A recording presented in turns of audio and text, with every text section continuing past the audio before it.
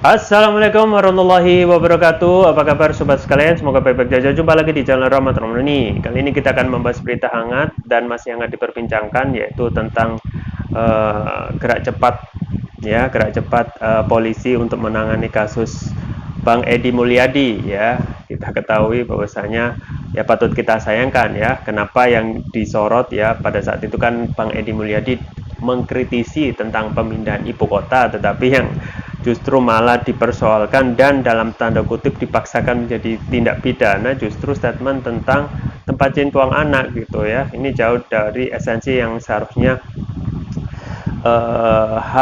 yang menjadi fokus, ya, tentang pemindahan ibu kota, ya. Ini ada berita yang dilansir oleh Detik News, ya. Langsung saja kita bacakan.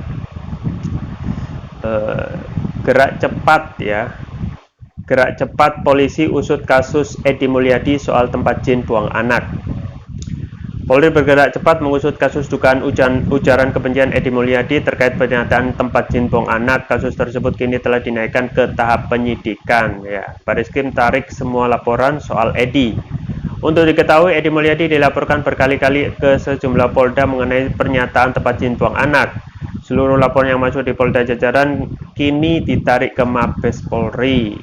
Laporan itu diantaranya dibuat di Polda Sumut hingga Polda Kaltim. Selain itu, Edi juga dilaporkan ke Polda Sulut lantaran diduga menghina Menhan Prabowo Subianto. Karopenmas Divisi Humas Polri Brigjen Ahmad Ramadan mengatakan laporan terhadap Edi kini sedang diusut polisi. Ramadan mengatakan kasus tersebut ditangani oleh Bareskrim Polri. Semua laporan polisi, pengaduan, dan pernyataan sikap dari berbagai elemen masyarakat akan dilakukan penyelidikan dan penyidikan oleh Bareskrim Polri. Ini terkait dengan pelaku yang sama, saudara EM, kata Ramadan. Ramadan mengimbau masyarakat tetap tenang. Dia juga meminta masyarakat percaya kepada Polri untuk mengurus perkara tersebut. Kami Polri meminta masyarakat kita imbau untuk tenang dan percayakan penanganannya kasus ini kepada Polri, jelas Ramadan. Kasus naik penyidikan. Setelah melakukan gelar perkara, polisi kemudian menaikkan kasus dugaan ujaran kebencian Edi Mulyadi ke tahap penyidikan. Kasus dinaikkan ke tingkat penyidikan setelah penyidik memeriksa sejumlah saksi dan ahli. Berdasarkan keterangan tertulis yang diterima redaksi Rabu 26 Januari, Bareskrim telah memeriksa 15 orang saksi dan 5 ahli terkait laporan atas Edi Mulyadi ini. Bareskrim sebelumnya menarik laporan terhadap Edi Mulyadi dari sejumlah Polda. Selain itu, penyidik Bareskrim telah mengirim SPDP ke Kejaksaan Agung. Bareskrim juga mengirimkan 2 tim ke Polda Jatim, Polda Kaltim, dan Polda Jateng untuk memeriksa sejumlah saksi di wilayah tersebut. Pemeriksaan saksi juga terus dilakukan di Jakarta. Penyidik juga akan memeriksa barang bukti yang telah disita lapor. Sejumlah penanganan kasus saat ini masih terus berjalan. Ya. Ini ada berita selanjutnya.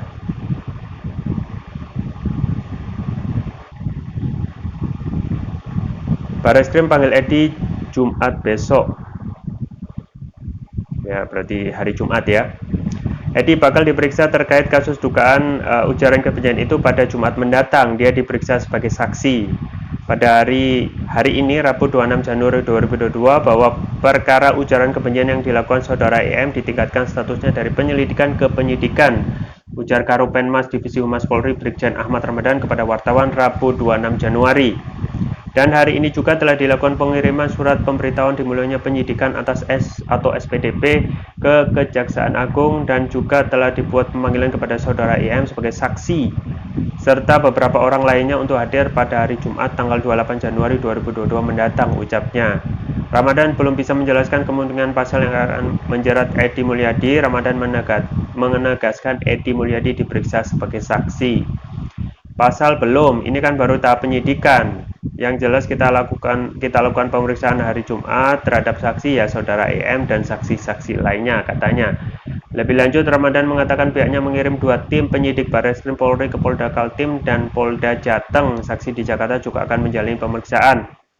Dapat diketahui bahwasanya penyidik Bareskrim Polri juga telah mengirimkan 2 tim ke Polda Kaltim dan Polda Jateng untuk melakukan pemeriksaan saksi-saksi di wilayah tersebut, termasuk melakukan pemeriksaan terhadap saksi-saksi yang ada di Jakarta, tuturnya. Ramadan mengatakan barang bukti yang diamankan akan diperiksa ke laboratorium forensik. Dia menyebut Edi Mulyadi telah dilaporkan di 3 LP, 16 pengaduan dan 18 pernyataan sikap. Selanjutnya, penyidik juga akan melakukan pemeriksaan barang bukti yang disita ke laboratorium forensik, ujarnya. Ada 3 LP, 16 pengaduan, dan 18 pernyataan sikap. 3 LP di 1 Barreskrim, 1 di Polda Kaltim, dan 1 Polda Sulawesi Utara, tuturnya. Ya, itu saudara sekalian ya, memang patut kita sayangkan yaitu ya, karena apa yang disampaikan oleh Bang Edi Mulyadi itu kan sudah diklarifikasi dengan jelas ya, dan juga sudah ada permintaan maaf gitu ya tentang statement beliau tentang tempat ya jin buang anak ya. Ya, kalau kita melihat konteks awal dari beliau, Bang Edi Mulyadi itu kan ada adalah konferensi pers ya, penolakan dari KPAU ya, Koalisi Persaudaraan dan Advokasi Umat, yang mengundang Bang Edi Mulyadi untuk menjadi pembicara sekaligus mengeluarkan statement ya tentang penolakan pemindahan ibu kota gitu ya. Dan kalau kita melihat, justru yang kita sayangkan kenapa esensi yang muncul ataupun yang dipermasalahkan justru yang tidak esensi ya, yaitu permasalahan tentang statement jin buang anak gitu, tempat jin buang anak. Dan kalau kita melihat ya, statement ataupun istilah ini sebenarnya sudah lumrah ya, di tahun 60-an ya, dan sudah lumrah juga istilah jin buang anak itu di Jakarta dan lain sebagainya ya, yang menggambarkan tempat jauh sepi ya, kemudian ya yang yang menakutkan ataupun juga ya intinya tempat jauh ya. Dan itu dalam tidak ada penyebutan ataupun unsur menghina suatu suku gitu ya. Jadi Bang Edi kan sudah menyatakan bahwasanya tempat permindahan ibu kota itu memang jauh gitu, dan juga tidak ada unsur kebencian ya. Justru yang paling esensi yang harus diangkat sebenarnya adalah penolakan ibu kota, penolakan pemindahan ibu kota negara itu sendiri gitu ya. Dan dalam hal ini konteksnya adalah Bang Edi Mulyadi sebenarnya ingin memerankan peran sebagai memberikan sikap ya, care ya, peduli terhadap bagaimana pemindahan ibu kota itu sangatlah tidak tepat pada saat sekarang dan urgensinya tidak ada ya. Dan juga kalau kita melihat banyak sekali ya, kalau kita melihat kajian-kajian riset yang dilakukan oleh beberapa pengamat dan juga beberapa ahli ya, termasuk ahli dari lingkungan walhi, itu justru akan merusak ekologi di wilayah Kalimantan ya, khususnya di Penajam Pasar Utara dan Kutai Kartanegara ya. Dan memang kalau kita melihat ya, banyak sekali ya faktor-faktor yang sangat yang menyimpulkan bahwasanya belum saatnya kita itu pindah ibu kota ya. Pertama ya, di sana kita belum punya dana ya. Kita itu sebenarnya belum punya anggaran yang pas untuk pindah ibu kota. Bayangkan anggaran yang jumlahnya luar biasa besar ya, 466 triliun, dan itu dipastikan akan membengkak ya. Sudah ada beberapa laporan bahwasanya anggaran ini naik 3 kali lipat gitu ya, 1.400 triliun ya. Dan yang patut disayangkan juga adalah pernyataan dari Bapak Presiden yang semula tidak akan memakai APBN ya, dan APBN itu ada dari rakyat dan dipungut dari pajak ya. Semula tidak pakai APBN, ternyata setelah adanya perkembangan ternyata ada porsi sekitar 50% lebih itu dipakai anggaran itu dari APBN. Artinya apa? Artinya kembali rakyat itu yang akan dibebankan untuk membayar ya, karena APBN dari rakyat. APBN itu mayoritas ya penghasilan penerimaan dari pajak, dan pajak itu dipungut dari rakyat. Sobat sekalian yang dirahmati Allah ya, memang masalah ini tidak sepatutnya jadikan delik pidana gitu ya, karena kalau kita melihat para ahli hukum ya, pertama tentang laporan tentang ujaran kebencian yang mengatakan bahwasanya Menhan ya Prabowo Subianto yang macan Asia menjadi kucing, itu kan sebenarnya istilah satir ya dalam politik yang seharusnya tidak bisa dianggap sebagai tidak pidana gitu ya, satir politik. Dan hanya apa yang dilakukan Bang Edi Mulyadi itu hanya menyampaikan kondisi real ya, kondisi real terhadap porsi ataupun peran dari Menhan Prabowo Subianto yang dahulu ketika sebelum masuk kepada lingkaran kekuasaan itu mengkritisi pemerintah, kemudian ingin melakukan perubahan, dan setelah sudah masuk kekuasaan tidak ada ya kritisi jiwa kritis dan lain sebagainya. Bahkan untuk proyek pemindahan ibu kota ini ternyata juga malah mendukung gitu. Makanya ada muncul satir bahwasanya macan Asia yang dahulu disematkan oleh Prabowo Subianto itu sekarang menjadi mengeong gitu.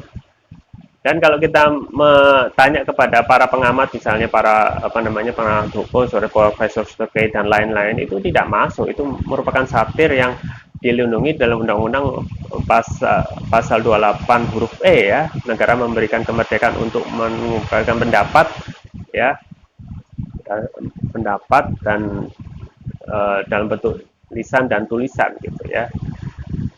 Dan termasuk ujaran kebencian juga tidak termasuk ya, kalau kita melihat apakah ini juga masuk delik aduan pasal 28 ayat 2 Undang-Undang ITE ya, padahal ya sebelumnya sudah ada keluar surat edaran dari Polri bahwasanya untuk kasus Undang-Undang ITE itu ya, yang harusnya melakukan pelaporan adalah yang bersangkutan ya. Dalam hal ini tidak boleh orang lain ya. Kalaupun Bapak Prabowo Subianto itu tersinggung, ya harusnya Bapak Prabowo sendiri yang melaporkan. Tapi ini tidak ada yang melaporkan, justru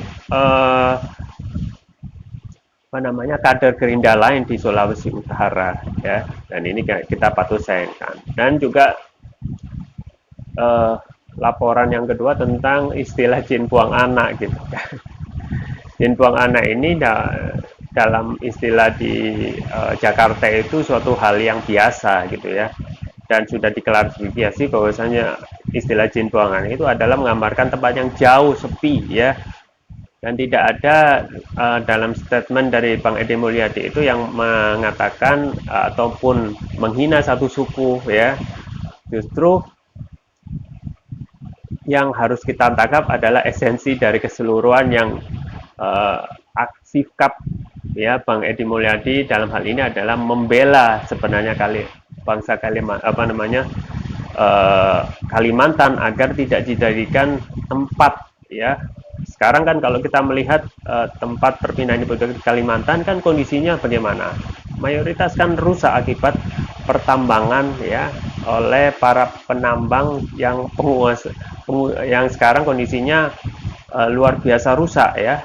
Diperkirakan sekitar 90 ya lubang hasil tambang itu yang tidak ditutup ataupun tidak diurus setelah melakukan penambangan ya. Nah, ini patut disayangkan ya, karena ketika dilakukan penambangan yang untung itu para konglomerat gitu ya, sedangkan warga Kalimantan itu kebagian apa kalau tidak kebagian rusaknya lingkungan, debunya dan lain sebagainya ya.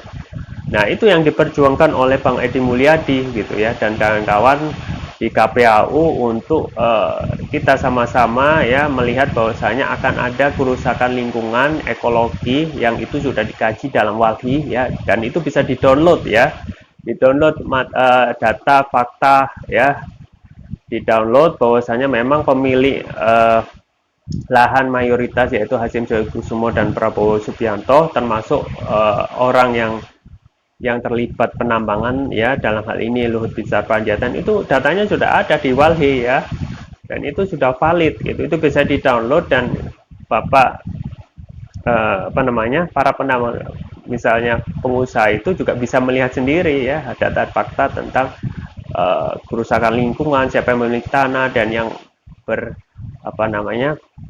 yang terlibat dalam penambangan di Kalimantan ya.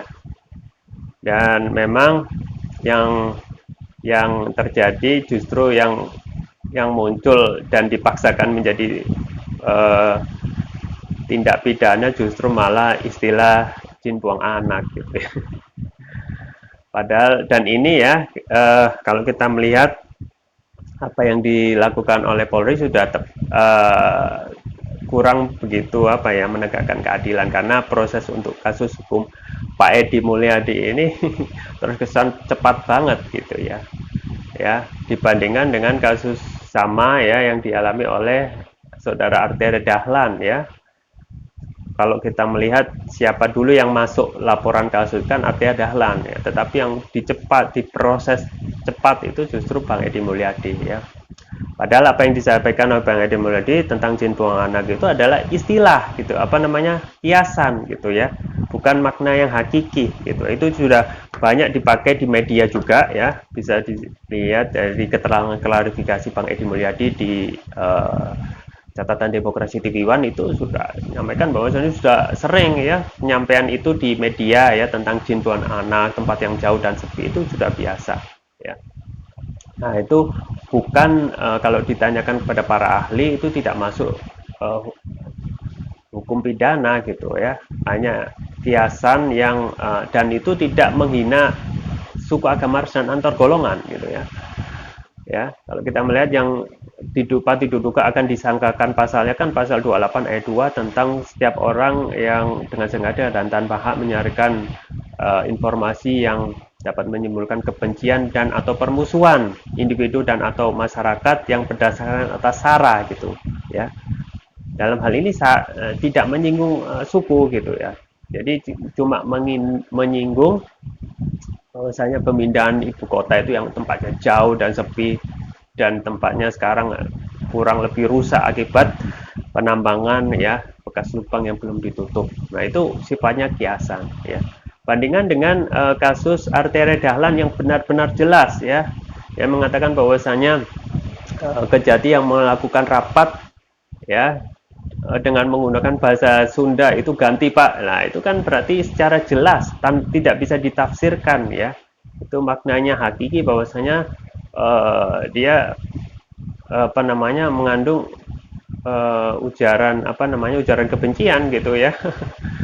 Seperti yang dipersangkakan yang dilaporkan oleh para pelapornya. Nah itu benar-benar real bahwasanya yang dimaksud tidak bisa ditafsirkan, yaitu bahasa Sunda dipakai dalam rapat, orang tersebut Kajati minta diganti ya.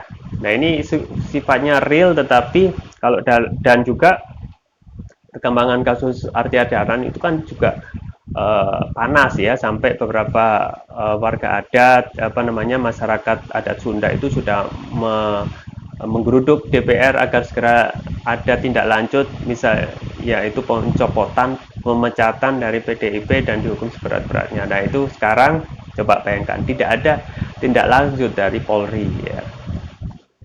Dan kalau kita melihat ya, esensi dari apa yang disampaikan oleh Bang Edi Mulyadi adalah dalam rangka kita ya, rasa saling melihat potensi kerusakan ketika perpindahan ibu kota itu terjadi ya. Yang justru harusnya disorot adalah masyarakat Kalimantan harusnya menolak gitu ya.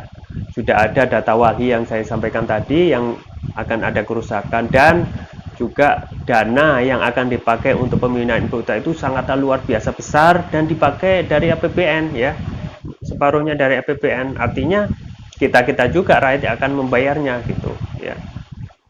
Seharusnya itu yang harus disorot dan rakyatnya Kalimantan harus sadar bahwasanya apa yang disampaikan oleh Bang Mulyadi itu adalah untuk menyelamatkan warga Kalimantan dan tanah Kalimantan yang berpotensi akan rusak ya. Dan justru potensi ya, kemarin kan juga ada kasus tahun 2020 ya terhadap masyarakat adat yang melawan ya, justru dilaporkan ya, masyarakat adat ya dilaporkan ketika mempertahankan tanah adatnya akhirnya kalah oleh pengusaha. Justru kasus-kasus itu yang harus diperjuangkan ya, bukan malah mengkriminalisasikan seseorang yang secara jelas nyata ingin menyelamatkan ya potensi kerusakan akibat perpindahan ibu kota ini ya. Dan Jumat itu ya akan ada penyidikan yang sifatnya maraton yang juga ya kita berharap ya Polri dalam hal ini Bapak Kapolri ya harus fair bahwasanya surat edaran yang dikeluarkan oleh Bapak Kapolri itu harus bisa dijalankan, bahwasanya pertama orang yang melaporkan terhadap undang-undang ITE itu hanya orang yang bersangkutan saja yang melapor ya. Kemudian yang kedua tentang ujaran kebencian yang bermotif sara tentang jin buang anak itu ya sesuai yang sudah disampaikan pengamat itu tidak masuk ya dalam tindak pidana korupsi, tetapi hanya menjalankan ya hak warga negara pasal 28 ayat E Undang-Undang 1945 tentang kemerdekaan untuk berpendapat ya. Ya, kita tunggu saja kasusnya, semoga kita semuanya Bang Edi Mulyadi ya bisa bisa Polri dalam ini harus adil ya antara kasus Bang Edi Mulyadi dan kasus Artia Dahlan yang seharusnya harus melihat kasus Artia Dahlan yang sebenarnya real itu lebih harus diproses ya, dan sudah ada tekanan. Ya, itu yang bisa saya sampaikan, semoga bermanfaat. Saya Rapat Harmoni, jangan lupa like, share, dan subscribe. Sampai jumpa lagi. Wassalamualaikum warahmatullahi wabarakatuh.